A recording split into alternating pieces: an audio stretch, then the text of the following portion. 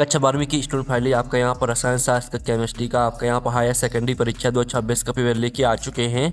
आप लोग बहुत सारे यहाँ पर कमेंट आए थे कि केमिस्ट्री पेपर लाओ, तो फाइनली आपका पेपर आ चुका है। इस वीडियो में हम संपूर्ण उत्तर सहित आपका पेपर कंप्लीट करेंगे। आप लोग वीडियो को लाइक कर लीजिए, चैनल को सब्सक्राइब कर लीजिए। आप यहाँ पर देख लीजिए हायर सेकेंडरी परीक्षा, हायर सेकेंडरी एग्जामिनेशन मुख्य मेन वर्ष ईयर 2026। ठीक है, रसायन शास्त्र आपका chemistry paper Hindi English version दोनों में पेपर रहेगा। निर्देश आते हैं तो आप निर्देश यहाँ पर पढ़ लीजिए। तो चलिए आपका जो यहाँ पर केमिस्ट्री का पेपर है वो हम यहाँ पर देख लेते हैं। तो आप लोग वीडियो को लाइक और चैनल को सब्सक्राइब जरूर कर लीजिए और इस वीडियो को अपने दोस्तों तक शेयर कर दीजिए। सही विकल्प चुनकर लिखिए जो कि 6 नंबर के रहेंगे। पहला आता शुद्ध जल की मूलता कितनी होती है, तो आपका था 55.5, बा था 5.55 और सात था 1.0 और दा था 18। तो जो शुद्ध जल की मूलता कितनी होती है, तो इसका आंसर आपका 55.5 हो जाएगा। फिर आपका यहाँ पर दूसरा था विशिष्ट चालकता की इकाई क्या है, तो आपका था ओम मीटर इनवर्स और बा था ओम मीटर इनवर्स सेंटीमीटर इनवर्स और सात था ओम मीटर इंटू सेंटीमीटर और दा था एम्पियर। तो विशिष्ट चालकता की इकाई क्या है, तो इसका आंसर हो जाएगा ओम मीटर इनवर्स सेंटीमीटर इनवर्स। फिर आपके यहाँ पर तीसरा आता है शून्य कोटि की अभिक्रिया के लिए वेग स्थिरांक की इकाई। तो यहाँ पर शून्य कोटि की अभिक्रिया के लिए वेग स्थिरांक की जो इकाई है वो आपकी आ हो जाएगी। ठीक है, mole litre inverse second inverse. और फिर आप यहाँ पर देख लीजिए जो चौथी आती है निम्नलिखित में से कौन सा डी ब्लॉक का तत्व नहीं है, तो जो आपका यहाँ पर डी ब्लॉक का तत्व नहीं है वो है आपका एल्यूमिनियम। फिर आपका पांचवा यहाँ पर आता है CONH3 का होल 6 पॉजिटिव आयन का रंग पीला होता है, इसकी EAN संख्या बताना है आपको। तो जो इसकी आपके यहाँ पर EAN संख्या रहेगी वो आपके यहाँ पर 36 हो जाएगी। फिर आपका चौथा आता है R bond OH plus PCl5 इस अभिक्रिया का उत्पाद। तो इस अभिक्रिया का आपको उत्पाद बताना है, तो जो इस अभिक्रिया का उत्पाद रहेगा वो आपका R बॉन्ड Cl हो जाएगा। ठीक है, आप चलिए यहाँ पे इंग्लिश मीडियम के स्टूडेंट भी देख लीजिए। ठीक है, यहाँ पर इंग्लिश मीडियम के स्टूडेंट भी देख सकते हैं। अब चलिए आपके यहाँ पर आता रिक्त स्थानों की पूर्ति कीजिए जो कि आपके 6 नंबर के रहेंगे। तो आप यहाँ पर देख लीजिए, आपके यहाँ पर दिया गया है बिलियन की शक्ति ताप बढ़ाने पर डॉट डॉट है। तो बिलियन की शक्ति ताप बढ़ाने पर आपकी क्या घटती है, ये घटती आपका इसका आंसर रहेगा। फिर आपका दूसरा था अधिशोषण एक डॉट डॉट घटना है, तो अधिशोषण एक आपकी सतही घटना है, तो सतही इसका आंसर हो जाएगा। और जो आपका यहाँ पर आता है प्रथम कोटि की अभिक्रिया का अर्ध आयुकाल डॉट डॉट पर निर्भर नहीं करता। तो प्रथम कोटि की अभिक्रिया का अर्ध आयुकाल आपका प्रारंभिक सांद्रण पर निर्भर नहीं करता। ठीक है, इसका आंसर आपका हो जाएगा प्रारंभिक सांद्रण। ठीक है, प्रारंभिक सांद्रण आपका इसका आंसर यहाँ पर हो जाएगा। और जो आपका यहाँ पर चौथा आता है हीमोग्लोबिन में पाए जाने वाला महत्वपूर्ण तत्व डॉट डॉट है, तो हीमोग्लोबिन में पाए जाने वाला महत्वपूर्ण तत्व आपका ठीक है आयरन हो जाएगा। और जो आपका यहाँ पर आता है विटामिन सी का रासायनिक नाम, विटामिन सी का रासायनिक नाम है आपका एस्कॉर्बिक अम्ल। ठीक है, एस्कॉर्बिक अम्ल आपका इसका आंसर हो जाएगा। आप यहाँ पर देख लीजिए एस्कॉर्बिक अम्ल। और जो आपका यहाँ पर आता है लुकास अभिकर्मक निर्जल ZnCl2 तथा डॉट डॉट का मिश्रण है, तो लुकास अभिकर्मक निर्जल ZnCl2 तथा HCl का मिश्रण है। ठीक है, तो इस तरह से जो है आपके रेगिस्तान वो कंप्लीट हो जाते हैं। आपने अच्छे से याद कर लिए होंगे। इंग्लिश मीडियम के स्टूडेंट भी यहाँ पर देख सकते हैं। ठीक है, आप चलिए आपके यहाँ पर देख लेते हैं। सत्य असत्य का चयन करके लिखिए जो कि आपके यहाँ पर 6 नंबर के रहने वाले हैं। तो पहला तो F ब्लॉक के तत्व अंतः संक्रमण तत्व कहलाते हैं। तो जो आपका चौथा रहने वाला है, चौथा आपका यहाँ पर क्या रहेगा स्टूडेंट, तो चौथा हम आपको यहाँ बता दें, चौथा आपका यहाँ पर सत्य रहेगा। यानी चौथे का जो पहला है वो सत्य रहेगा। दूसरा था सभी एंजाइम प्रोटीन होते हैं, तो दूसरा भी सत्य रहेगा। तीसरा था हीलियम एक निष्क्रिय गैस है, तो ए भी सत्य रहेगा। और चौथा था चुंबकीय पृथक्करण विधि सल्फाइड अयस्क के लिए उपयुक्त है, तो चौथा आपका यहाँ पर असत्य हो जाएगा। पाँचवा था मूललता ताप बढ़ाने पर परिवर्तित होती है, तो ये आपका सत्य रहेगा। और 6वां था ग्लूकोज एक मोनोसेकेराइड है, तो ये आपका सत्य रहेगा। और यहाँ पर इंग्लिश मीडियम के स्टूडेंट देख लीजिए। आप प्रश्न 3 आता सही जोड़ी बनाई जो कि 5 नंबर की रहेंगी। स्तंभ A और B में आपकी सही जोड़ी यहाँ पर दी गई हैं। तो पहले आपके यहाँ पर दी गई राउल्ट का नियम, तो राउल्ट का जो नियम है वो आपको किसको मैच कर देना है। ठीक है स्टूडेंट, जो आपके यहाँ पर राउल्ट का नियम है तो इसको आपको मैच कर देना है। आपको बता देते हैं जो राउल्ट का नियम है तो इसका आंसर आपका हो जाएगा, आपको बता देते हैं। राउल्ट का नियम आपका यहाँ पर हो जाएगा आदर्श विलयन से। और जो ईंधन सेल है, ईंधन सेल को आपको H2O2 सेल से मैच कर देना है। और प्रोटीन को आपको यहाँ पर अमीनो अम्ल से मैच कर देना है। और लेंथेनाइट को आपको F ब्लॉक से मैच कर देना है। और जो आपकी संक्रमण तत्व है वो आपकी F ब्लॉक हो जाएंगी। अब चलिए यहाँ पर इंग्लिश से मीडियम के स्टूडेंट भी देख लीजिए। प्रश्न 5 आते हैं आपके, एक शब्द वाक्य में उत्तर लिखना है आपको, जो 5 नंबर के रहेंगे। मिसाइल बनाने का एक उदाहरण दीजिए। तो इसका आंसर आपका यहाँ पर हो जाएगा साबुन के अणु का जल में विलयन। ठीक है, आप यहाँ पर देख लीजिए, साबुन के अणु का जल में विलयन। ठीक है, ये आपका यहाँ पर आंसर हो जाएगा। फिर आपका था ठीक है, ल्यूगोल अभिक्रमण क्या है? तो यह है पोटेशियम आयोडाइड के आई में आयोडीन L2 का जलीय विलयन है। ठीक है, इसका हम आपको यहाँ पर लिखित आंसर दिखाई देते हैं। तो आप यहाँ पर देख लीजिए, यह पोटेशियम आयोडाइड के आई में आयोडीन I2 का जलीय विलयन है। फिर आपका था DNA में पाई जाने वाली शर्करा का नाम लिखिए। तो इसका आंसर है डीऑक्सीराइबोस शर्करा।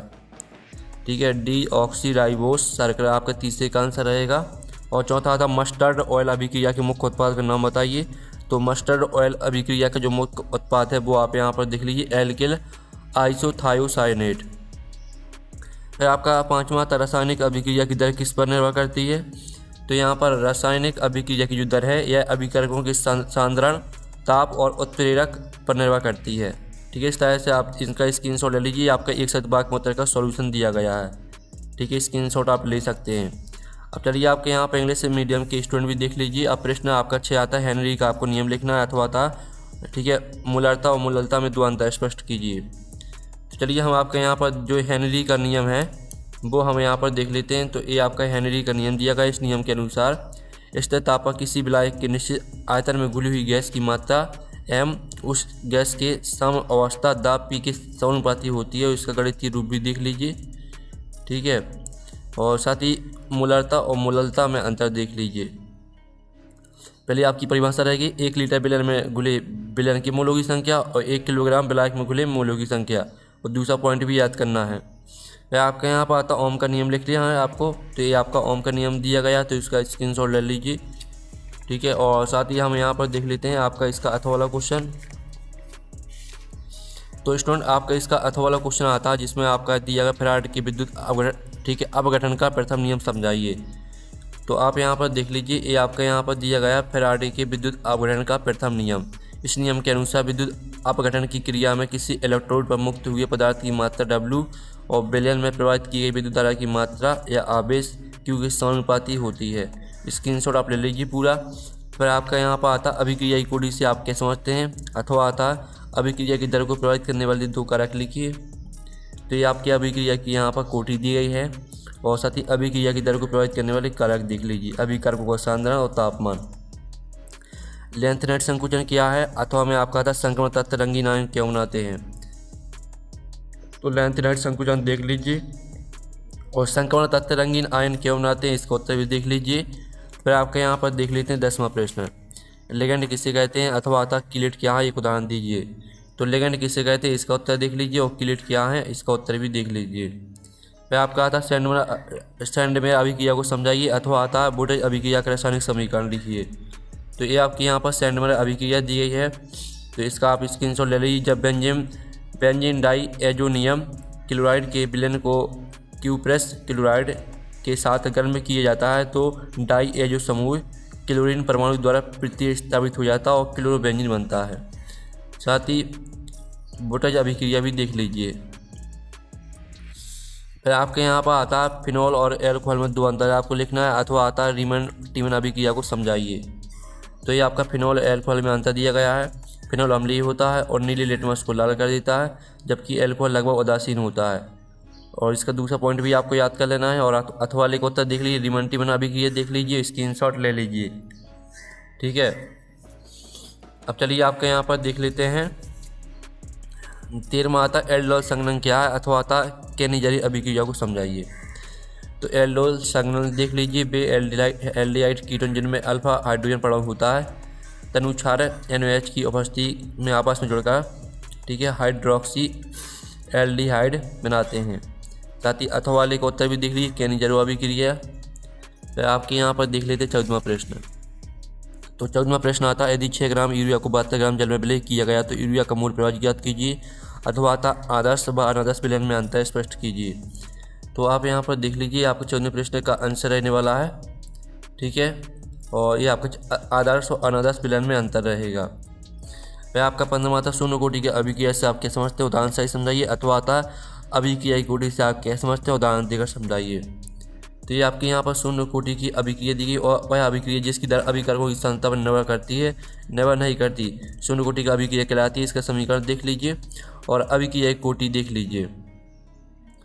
फिर आपका यहाँ पर आता कोलरास का नियम लिखिए, इसके 2 उपयोग बताइए। अथवा आता मानक हाइड्रोजन इलेक्ट्रोड का सचित्र वर्णन कीजिए।